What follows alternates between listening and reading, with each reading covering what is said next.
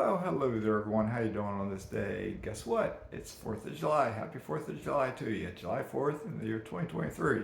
Hopefully you're doing outstanding. This is Mazske Finance coming to you still from South Florida. And remember, I'm not a financial advisor, not a CPA, not an attorney, not a doctor, not a nutritionist. So anyway, what do I mean by not my title? What's our precious commodity? You should know this. All of you should know this. Our most precious commodity is time. I've talked about time before in this channel. We all get the same 24 hours a day, 7 days a week, 365 days in a year.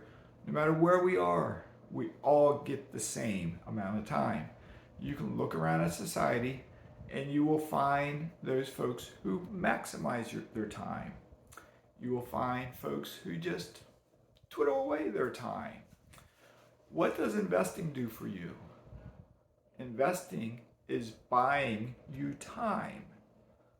Remember, we all have a fixed amount of time. We don't know how long we're going to live. We might die when we're 50. We might die when we're 100. We don't know. But investing can buy us time. If you're working a job, that's your time. You're earning money by trading your time. You trade your time for money. Okay? So if you have kids, you're at work while they're growing up. If you have a spouse and they work and you work, you're both trading your time for money. But yet most folks get caught up on that hamster wheel and they're always trading their time for money. But you got to put your money to work for you. Okay? You got to put it to work for you. It can be as easy as putting it in the bank. Okay? You can use, there's a lot of banks now, online banks and maybe some local banks, some CDs, they might be paying 4, 5, 5.5% interest. It adds up. You can see it. If you have 100 grand in there, you can see it. It's whatever 5%, it's $5,000 a year in interest. You can see it. Okay? Some of you out there may want to invest in stocks, and every month you're diligently putting your money in stocks. You have what's called the Trinity study from the late 90s, which said you could safely withdraw 4% a year once you retire, and then adjust it annually for inflation. Now, the study's been tweaked as time goes on, and I think now we went through a period of time where the millennials were saying we could take out 5% or 5.5%, but now it's back down like to the low threes that we can take out. So if you have $1 million, easy math, you have $1 million saved up, which could take a whole career. You take out 4%, that's $40,000 a year. Can you live on that?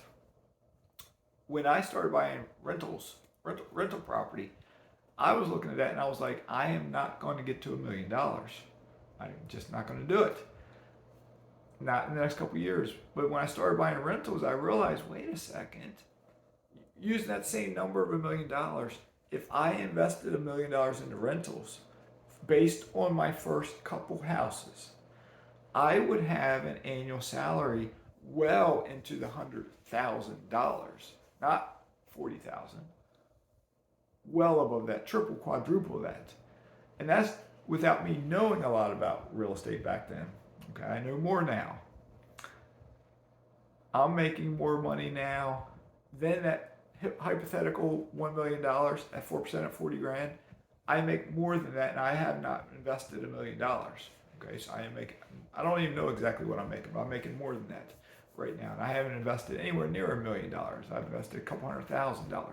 Okay, so what I have done, I traded money. I bought myself time. Okay, to give you an example, later this week I'm going over to Miami. Why am I going there? My oldest son, he's becoming a commanding officer on a boat, so he's having a chain of command ceremony. So I'm going over there and I'm going to watch that. I'm staying the night over there. I got a free night in a hotel. How do I have that free night? It's in a Marriott. I use credit cards. I've talked about credit cards on my channel quite a bit.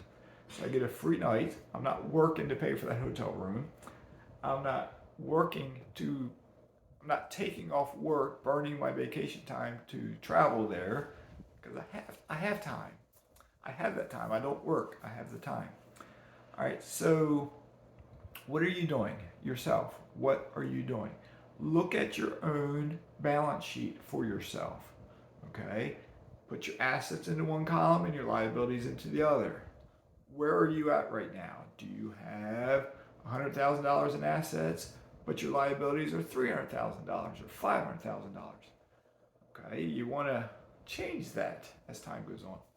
Okay, what is your cash flow coming in? What's your paycheck coming in? How much do you live on? How much do you make? How much do you spend out of that paycheck? All right, no matter how much you make, you gotta save a little bit every single paycheck, every single month. You gotta figure it out. How can you do it? Maybe you need to work a second job to make more money. Maybe you need to stop spending so much money so you can save it. You gotta figure it out, because if you don't, you're gonna be on that hamster wheel of life for 40, 50, 60 years. You'll work until you die. Okay, do you want that?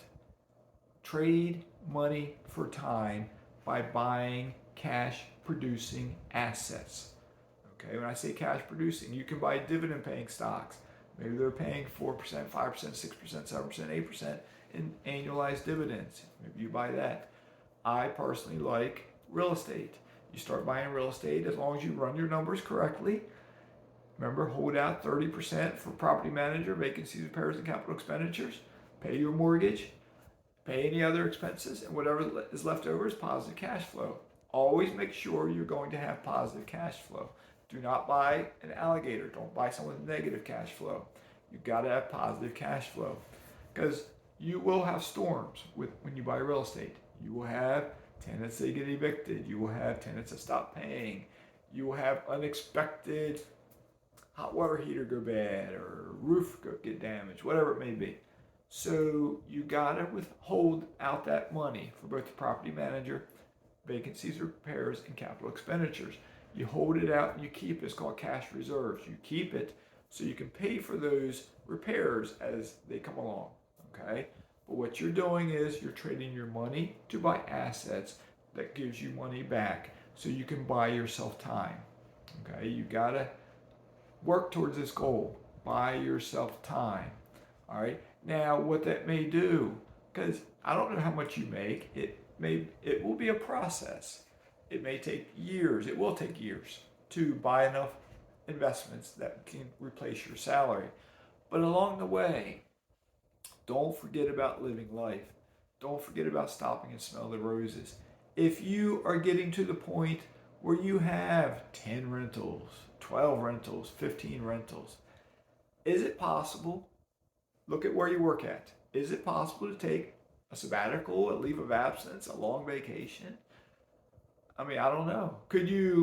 Are you one of these folks you're going to change to get another job somewhere? Could you, if you have 10, 12, 15 rentals, could you take a 4, 6, 8 week vacation and go somewhere? Could you take a 6-month vacation and go somewhere and just live life, create those memories for yourself? Can you do that? You can if you start buying cash producing assets, and you can buy yourself time. Because remember that, what do you call the thing? the sand dropping down. We all get started with it being full, whatever our lifespan is, and it just starts coming down. And you gotta buy yourself time by buying cash producing assets. All right. So I gotta enjoy life. So I gotta wrap this up. Have a great day. I know I'm behind on emails and I'm behind on phone calls, but I will try to get in touch with all of you that I've said I will get in touch with. Have a great day. Enjoy your 4th of July. Mazske is signing out.